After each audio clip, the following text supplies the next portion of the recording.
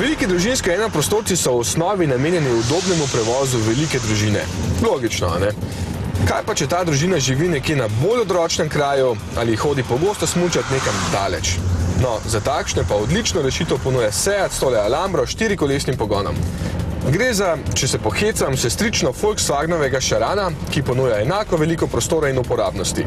Če dobro pomislim, prav ničesar ne pogrešam tule, tudi preglednost iz vozila je zelo dobra. V bistvu Seatu še najbolj zamerim, da niso naredili bolj posebnega avtomobila, da bi bolj izstopal s svojim španskim temperamentom, tako pa je prav nemško hladen.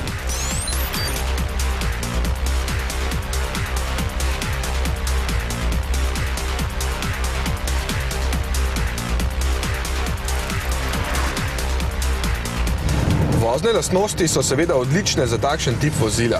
Pozna se, da mora motor premikati veliko maso, zato ni preveč poskočen, ampak gre čisto v redu. S tehnologijami EcoMotive pa pripomore k ugodni porabi goriva, ki je na testu znašala najmanj 7 pa tja do 9 litrov na 100 km. In 4-kolesni pogon v bistvu ni kaj reči. Deluje pričakovano odlično, poraba se sicer v praksi poveča za kakšne pol litra in če ga res potrebujete, morate zanj doplačati le slabih 700 evrov.